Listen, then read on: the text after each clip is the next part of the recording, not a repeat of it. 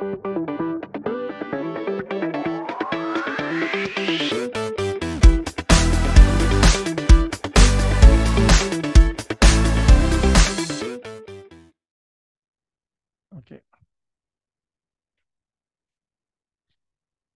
11-এর organic কেমিস্ট্রিতে তাদের সকলকে স্বাগত জানাই। 11-এর নতুন ক্লাস, সেকেন্ড সেমিস্টারের প্রথম যে টপিক অর্গানিক কেমিস্ট্রি, আমাদের অত্যন্ত ভালোভাবে এটা শিখতে হবে। কারণ পরবর্তীকালে যদি কেমিস্ট্রিতে রাজা হতে হয়, সম্রাট হতে হয়, তাহলে অর্গানিক কেমিস্ট্রি কিন্তু খুব ভালোভাবে শিখতে হয়। আর অর্গানিক কেমিস্ট্রি যদি শিখতে হয়, তাহলে সবসময় এটা কি কোনো সাবজেক্টে অনেক উপরে ওঠার জন্য অনেক নিচে গিয়ে নেমে দেখে আসতে হবে সাবজেক্টটা শুরু হলো কোথা থেকে। আজ থেকে 100 বা 110 বছর 20 বছর আগেও এটা কিন্তু বিশাল অজানা একটা সাবজেক্ট ছিল। নির্জীব বস্তু থেকে সজীব বস্তু তৈরি করে ফেলবো, একটা ইনঅর্গানিক কম্পাউন্ডকে অর্গানিক কম্পাউন্ড বানিয়ে দেবো, এটা প্রকৃতির নিয়ম বিরুদ্ধ বলে সবাই ভাবা হতো। সেইখান থেকে ওই জয় আজকে আমাদের সবকিছু অর্গানিক কেমিস্ট্রি যেটা হয় না, সেই জায়গাটা তোদেরকে নিয়ে আসতে হবে। আমি তোদেরকে আস্তে আস্তে আস্তে নিয়ে আসবো। একটা পর একটা ক্লাস করাবো, একটা পর একটা ক্লাসে তোরা জয়েন করবি এবং প্রতিদিনের ক্লাস খুব ভালোভাবে করবি, তাহলে দেখবি এমনি সবগুলো করতে পারছিস। কোনো ক্লাস জমিয়ে রাখবি না, যেটা যেটা বলবো সেই জিনিসপত্রগুলো করতে থাকবি। আগে আমি অর্গানিক কেমিস্ট্রি ডেভেলপমেন্টটা বলবো, তারপর তোকে ইন্টারেস্টটা আসবে অর্গানিক কেমিস্ট্রি কিভাবে গ্রো হলো। তারপর আস্তে আস্তে ধীরে ধীরে ধীরে অর্গানিক কেমিস্ট্রি যে যে টুলস গুলো বিজ্ঞানীগুলো একত্রিত করেছে সব তোদেরকে আস্তে আস্তে তোকে দিতে থাকবে। প্রতিটা একটা সুন্দর খাতা কর, ওই খাতার মধ্যে সবকিছু পর পর লিখে রাখ, আর রেকর্ডিংটা বারবার শোন, এমনি সব বুঝতে পারবি। দেখ, 1900 খ্রিস্টাব্দ, একটুখানি আর্লি এজের কথা কিছু বলে দিই। 1900 খ্রিস্টাব্দ, সেই সময় বলা হচ্ছে, ঠিক তার আগে আগে স্টেজে, সেই সময় বলা হচ্ছে যে ইনঅর্গানিক মেটেরিয়ালস অর্গানিক মেটেরিয়ালস, তার মানেটা কি? বলছে যেগুলো আমরা সজীব বস্তু আমাদের চোখের সামনে যেগুলো আমরা দেখতে পাই, মানে তোকে কি বলবো, গাছ, আমরা, মানুষ, কুকুর, গরু, ছাগল, যাই হোক, যাদের সকলকে দেখতে পাই, তারা সকলে অর্গানিক স্পিসিস, তাদের একটা আলাদা আলাদা জায়গা রয়েছে। ইনঅর্গানিক কম্পাউন্ড, যারা যাদের আলাদা, তারা নির্জীব বস্তু। ইনঅর্গানিক কম্পাউন্ড থেকে অর্গানিক কম্পাউন্ড কোনো মতে তৈরি করা যায় না, স্বাভাবিক কোনোভাবে তৈরি করা যায় না। বার্জিয়াস বলে একজন বিজ্ঞানী প্রথম এই কথাটা বলেছিলেন, এবং তিনি বলেছিলেন প্রকৃতি একটা অমোঘ নিয়ম, vital force.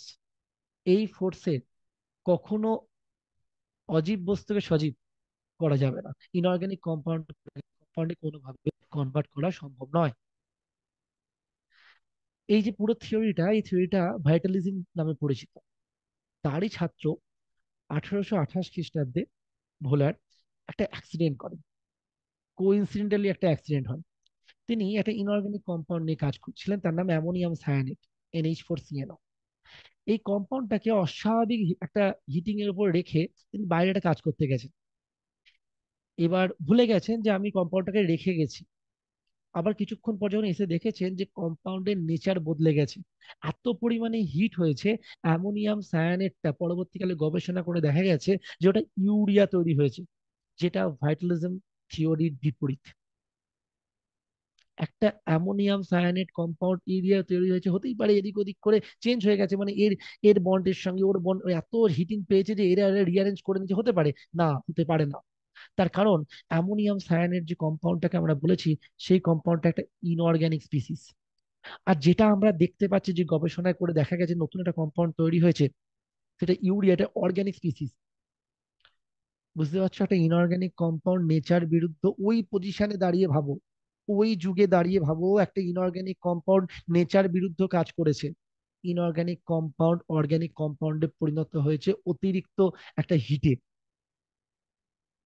How can it be possible? এই হচ্ছে প্রথম যুগান্তকারী একটা আবিষ্কার, accidental. This is accidental Discovery, যে ইনঅর্গানিক কম্পাউন্ড থেকে অর্গানিক কম্পাউন্ড এসেছে। ইউরিয়া অর্গানিক, ইয়েস, আমাদের ইউরিনে ইউরিএস, এগুলো আমরা পড়েছি। আর আমরা কি অর্গানিক স্পিসিস?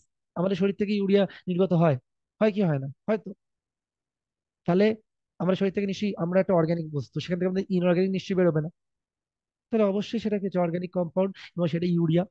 তাহলে অ্যামোনিয়াম সায়ানাইড একটা ইনঅর্গানিক কম্পাউন্ড, সেখান থেকে তৈরি হয়েছে কি একটা অর্গানিক স্পিসিস।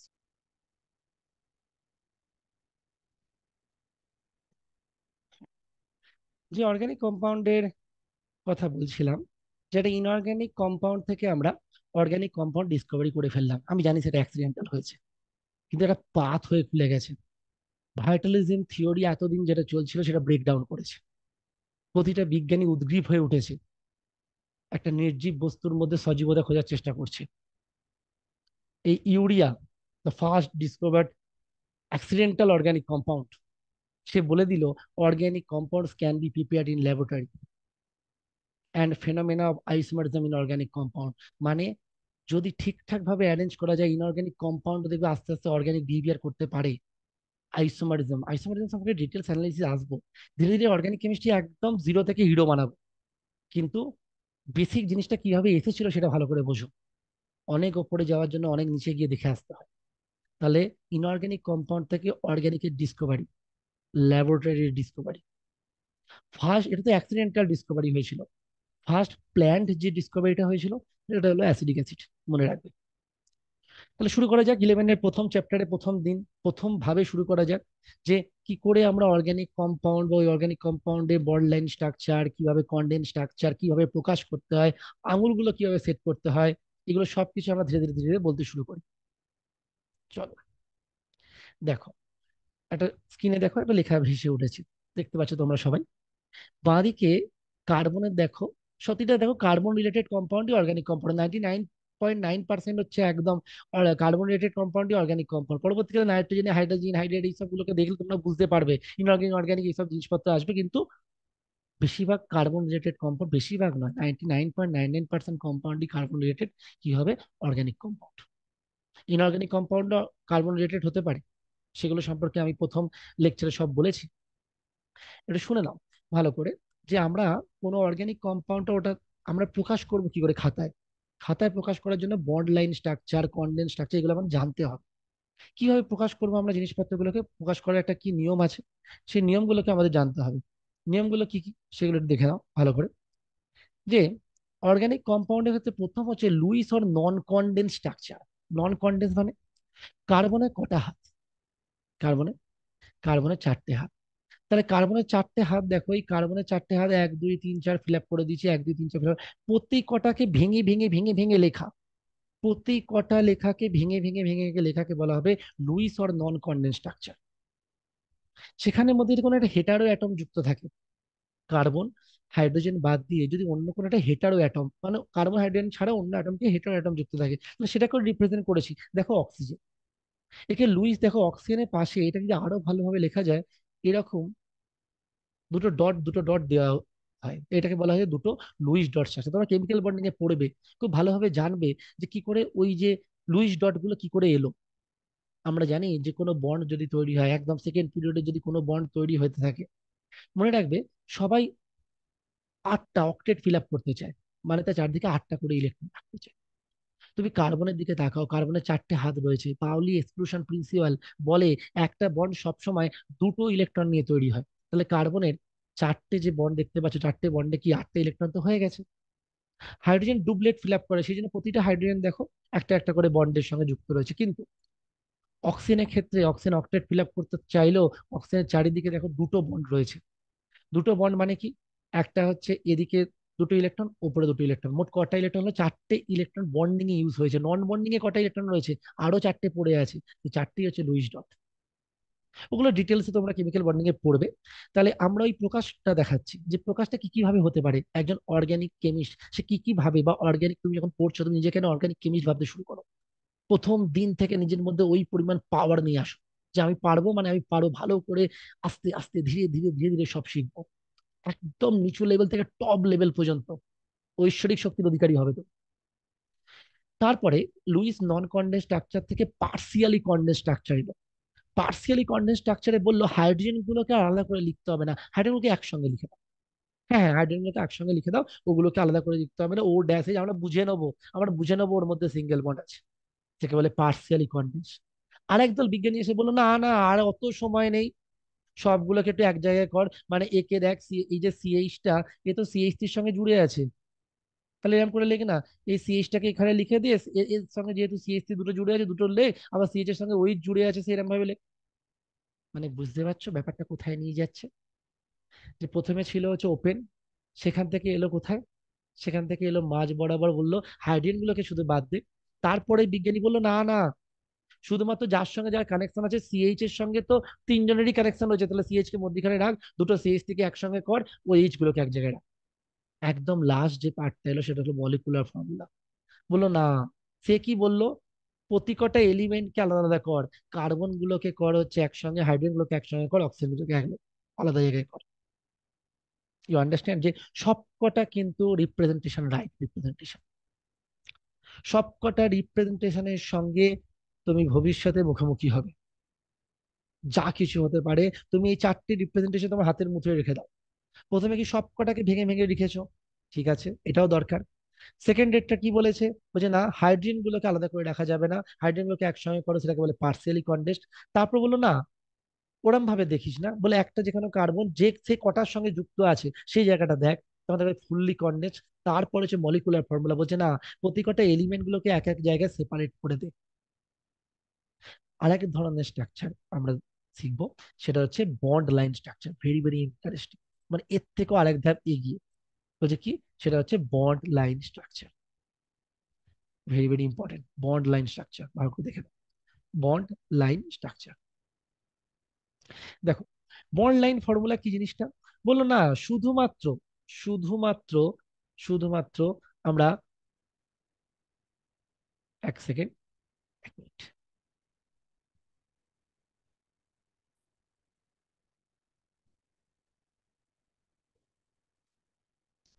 শুধুমাত্র এখানে যেমন দেখো, ভালো করে দেখো, যে কার্বন কার্বন গুলোকে আমরা রিপ্রেজেন্ট করছি, বলছে বন্ড লাইনে, বলছে কার্বন গুলোকে রিপ্রেজেন্ট করার দরকারই নেই, শুধু জিগজ্যাগ প্যাটার্নে কার্বন গুলোকে লিখে দেবে।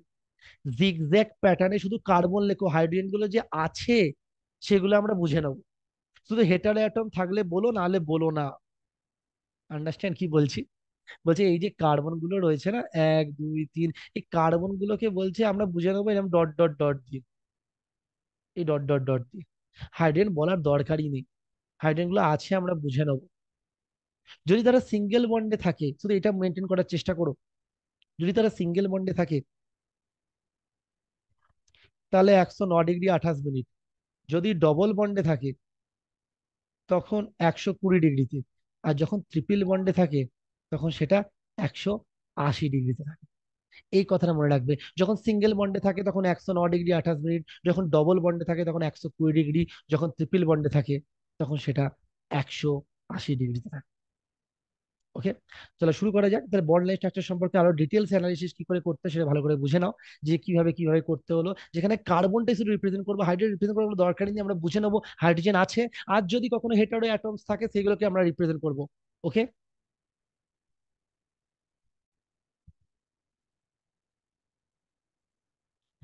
Bond line structure.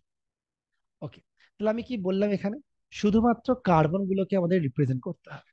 তাহলে দেখো ভালো করে, CH3 CH2 CH2 CH3 সবগুলো কত দূরে রয়েছে, সিঙ্গেল বন্ডে রয়েছে। আমি বলেছি সিঙ্গেল বন্ড হলে আমরা চেষ্টা করবো সেগুলোকে 109 ডিগ্রি 28 মিনিট মেনটেন করার। যদি ডবল বন্ড হয় তাহলে সেটা মেনটেন করবো কত, 120 ডিগ্রি মেনটেন করার। যদি ট্রিপল বন্ড হয় তাহলে 180 ডিগ্রি। তোমরা বন্ডিং এ বুঝবে sp3 sp2 sp কি কনফিগারেশন কি হাইব্রিডেশন এগুলো সম্পর্কে তোমার আইডিয়া আসবে।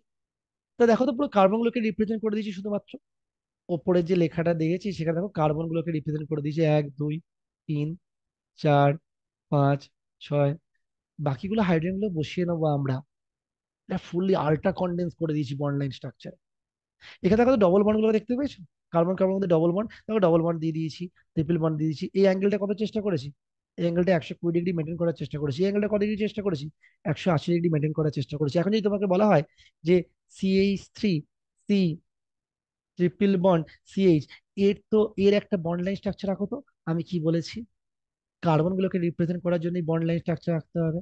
তাহলে এই যে C ট্রিপল বন্ড CH, এইটা কি sp হাইব্রিডাইজ, তাহলে ট্রিপল বন্ড আমি এরকম লিখবো, একদম কোনো বেঁকাবুকি নেই, 180 ডিগ্রি। কিন্তু তারপরেরটা, তারপরে এই যে কার্বন, এই একটা কার্বন, এই একটা কার্বন, যে পরের কার্বনটা একটু বেঁকিয়ে লিখবো, তার কারণে 109 ডিগ্রি 28 মিনিটে লিখবো। তার কারণটা কি, তার কারণটা এই কার্বনটা এটা রয়েছে সেটা সিঙ্গেল বন্ডে রয়েছে।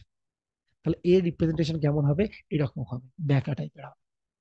আর ওটা সোজা, ট্রিপল বন্ডটা কি হবে, সোজা। ভালো করে বুঝে গেছো নিশ্চয়ই। হেটারোঅ্যাটম থাকলে হেটারোঅ্যাটম লিখতাম, যদি হেটারোঅ্যাটম দেওয়া হতো, আমরা বিভিন্ন প্র্যাকটিস করি তাহলেই বুঝতে পারবো হেটারোঅ্যাটম কেমন করে রিপ্রেজেন্ট করতে হয়। চল দেখি কটা প্র্যাকটিস করে নি। দেখো, চলো প্র্যাকটিস স্টার্ট করি। ওকে,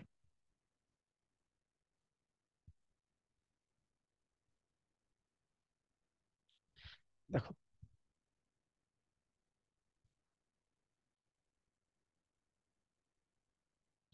হুম, দেখে নাও। এখানে কার্বন দেখো, কার্বন দেখো, যে কোনো জায়গা থেকে তুমি কার্বন লিখে ফেলো, শুধু কার্বন গুলোকে রিপ্রেজেন্ট করো। 1 2 3 4 5, সব সিঙ্গেল বন্ডে আছে, পাঁচটা লিখে নাও না। 1 2 3 4 5, জিগজ্যাগ প্যাটার্নে লিখে দাও। জিগজ্যাগ প্যাটার্নে লেখা হয়ে গেল। তারপর 1 2, দুইতে কটা রয়েছে? দুইতে একটা কার্বন রয়েছে, দুইতে একটা কার্বন দিয়ে দাও। তিনে কোনো কার্বন নেই। চারে দেখো, উপরে কার্বন নিচে কার্বন, দিয়ে দাও উপরে কার্বন নিচে কার্বন, ব্যাস হয়ে গেল, 1 নম্বর হয়ে গেছে। কি সুন্দর বন্ড লাইন স্ট্রাকচার শিখে গেলে। দেখো 2 নম্বরটা দিকে এসো, 2 নম্বরটার দিকে এসো, দারুণ লাগবে করতে। দেখো কটা কার্বন কোনো না। 1 2 3, তিন, 1 2 3, 1 2 3, আগে 1 2 3টা মানে এইটাই এখন 1 2 3, এই তিনটেই করো এরকম ভাবে কি 1 2 3 এরকম করে করতে হলে সোজা ভাবে করতে পারবে মানে নেই। 1 2 3, আচ্ছা ঠিক আছে দাদা, 2 নম্বরে দেখো, 2 নম্বরে সি ডবল বন্ড ও আছে, তাহলে 2 নম্বরে, ও আমি 1 2 3 4 করলে তো 1 2 3 বলে, তাহলে 1 2 3 4 করে করে ফেলেছি। 1 2 3, 1 2 3, 1 2 3। এবার 2 নম্বরে কি বলেছে? C double bond. আচ্ছা সি, 2 নম্বরে কি বলেছে? সি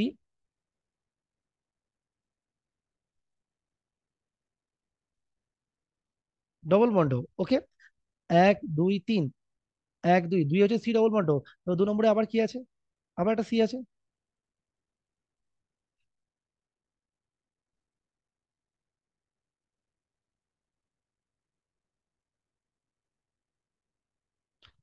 আবার একটা সি আছে। 2 নম্বরে এই একটা সি আছে, দেখতে পাচ্ছ? 2 নম্বরে আবার একটা সি আছে, CH3। সি, এক সেকেন্ড, 1 2 3 4, এরম বাইরে 1 2 3 করো। 1 2 3, 1 2 3, এ ডবল বন্ড। এইখানে দেখো ওপরে একটা, এখানে একটা এইচ মিস হয়ে গেছে বলে এরকম সমস্যাটা হচ্ছে। উপরে একটা এইচ থাকবে, নিচে একটা এইচ থাকবে, দিস ইজ হয়ে গেল। এটা 2 নম্বর। 3 নম্বরটার দিকে দেখো, এখানে একটা কোশ্চেনটার মধ্যে এখানে একটা এইচ মিসিং ছিল। 3 নম্বরটার দিকে দেখো, 3 নম্বরে কটা রয়েছে? একটা দুটো তিনটে, তাহলে একটা দুটো তিনটে। এবার তিনটে দিয়ে ওইচ আছে, ওইচ জুড়ে যাও। আমি বলেছি হেটারো অ্যাটম থাকলে জুড়ে দেবে, ওইচ ওইচ ওইচ। ওকে, 4 নম্বর। 4 নম্বর বলেছে দেখো, CH3, C C, C single bond C, দেখতে পেয়েছো? সি সিঙ্গেল বন্ড সি কে এরম ভাবে লিখলে, দুটো সি লিখে দিলি। এবার প্রশ্ন হচ্ছে, এই যে দুটো সি এর সঙ্গে তিনটে সি রয়েছে, তিনটে সি মানে বুঝতে পারছো? একটা দুটো তিনটে, একটা দুটো তিনটে, এই সি, এই সি, এই সি, এই সি, এই সি, এই সি। ক্লিয়ার? 5 নম্বর, 5 নম্বর দেখো ডবল বন্ড আছে কিন্তু একটা, সাবধান। বলছে এই সি সি সিটা কি হবে? আমি বলেছি 120 ডিগ্রি অ্যাঙ্গেল করার চেষ্টা করবে। এই সিসিটা কটা করবে? 120 ডিগ্রি অ্যাঙ্গেলটা করার চেষ্টা করবে। সিসি করবে 120 ডিগ্রি অ্যাঙ্গেল। তারপর থেকে দেখো সিঙ্গেল বন্ডে রয়েছে, কটা কার্বন রয়েছে? একটা দুটো, তাহলে এটা একটা হয়ে গেছে, এই একটা, এই একটা, একটা দুটো। আর এদিকে কটা রয়েছে? দুটো। এদিকে কটা রয়েছে? দুটো। এটা হয়ে গেল, সুন্দর। মানে যখন ডবল বন্ড থাকবে তখন 120 ডিগ্রি মেনটেন করার চেষ্টা করবে, আর যখন ট্রিপল বন্ড থাকবে 180 ডিগ্রি। 6 নম্বরটা কিছুই নেই, এটা ব্রিজ হেড কম্পাউন্ড, সুন্দর কম্পাউন্ড। এরই একটা রিপ্রেজেন্টেশন দেখো, 7 নম্বরটা ভেরি ভেরি ইম্পর্টেন্ট। পরবর্তীকালে যখন আমরা অর্গানিক কেমিস্ট্রি আরো ডেপথে যাব, তখন বুঝতে পারবো ব্রিজ হেড কম্পাউন্ড এইটা। আচ্ছা 8 নম্বর দেখো, সাইক্লোপ্রোপেন, এইগুলোর নাম তো আমি শেখাবো আস্তে আস্তে, দিস ওয়ান। 9 নম্বর দেখো বেনজিন, তোমরা জেনেছো। ওকে, 10 নম্বরটা দেখো, 10 নম্বর, 10 নম্বর দেখো ডবল বন্ড রয়েছে, 1 2 3 4, এদিকে ডবল বন্ড, এখানে CH2 আছে। একটা দুটো তিনটে চারটে, একটা দুটো তিনটে চারটে, একটা দুটো, দু, একটা দুটোর মধ্যে কি আছে? 120 ডিগ্রি অ্যাঙ্গেল। 2 আর 3-এর মধ্যে এরকম, তাহলে 1 2 3, 1 2 3 4। ওকে, এবার দেখো 1 2 3 4, 11 নম্বরটা দিকে দেখো। 11 নম্বরটা কিন্তু কেস আছে, CH দেখো 1 2 3 4-এর মধ্যে এটা কিন্তু কি বলেছি? 180 ডিগ্রি অ্যাঙ্গেল, তাহলে 180 ডিগ্রি অ্যাঙ্গেলটা প্রথমে, 180 ডিগ্রি অ্যাঙ্গেল। তারপর এটা কি হচ্ছে? 1 2 হলো, 3 4, 3 4। ওকে, তাহলে 1 2 3 4, চারটে হয়ে গেল। আশা করা যায় 12 নম্বরটা আমাকে বলতে হবে না, 12 নম্বরটা আমি করিয়ে দিয়েছি আগেরটাতে, আগের স্লাইড দেখলেই বুঝতে পারবে। এবার আসছে কি 13 নম্বর। 13 নম্বরে কি বলে? 13 নম্বরের মধ্যখানে দেখো, 13 নম্বরটা খুবই ইজি। 13 নম্বর, মধ্যিখানেরটা হচ্ছে ট্রিপল বন্ড স্ট্রেট। তারপরে আমি কি বলেছি, এরম নেমে গেল নেমে গেল। ক্লিয়ার? ওকে। আচ্ছা, এবার আসছি আমার 14 নম্বর। 14 নম্বরের ক্ষেত্রে শুধু এই পার্টটা কি বলেছি, এই পার্টটা হবে কি, এরকম নেমে গেল। এই পার্টটার ক্ষেত্রে এই সিএইচ, এই ডবল বন্ড CH2, এই CH3 হয়ে গেল। এটা দিকে দেখো, একটা দুটো, একটা দুটো, তিনটে, ডবল বন্ড এন, হেটারাটাগুলো রিপ্রেজেন্ট করলাম। আশা করি সবগুলো করতে পারবি, খুব ইজি জিনিস। প্রথম দিন, প্রথম লেকচার, প্রথম অর্গানিক কেমিস্ট্রির একটা ফিলিংস। ধীরে ধীরে ধীরে ধীরে আরো আসবে। পরের দিন আমরা নতুন একটা জিনিস শিখবো, প্রচন্ড ইম্পর্টেন্ট জিনিসপত্র ভবিষ্যতে খুব লাগবে। সবকটা জিনিসপত্র লাগবে। সেটা হচ্ছে ডিগ্রি কনসেপ্ট। এক এক এক দিনের পড়া তুই ভুলবি না, বেশি পড়তে হবে না। প্রতিদিন আমার ক্লাসগুলো একটা একটা করে মন দিয়ে 10-15 মিনিট কি 20 মিনিটের ক্লাস খুব মন দিয়ে শুনবি। আর যে যতগুলো প্র্যাকটিস করাবো সেগুলো শুধু প্র্যাকটিস করতে হবে, এমনিই পারবি সবকিছু। আস্তে আস্তে দেখবি অর্গানিক কেমিস্ট্রি জায়ান্ট হতে শুরু করেছিস। No one can imagine to beat you. Okay, good night. Jungle.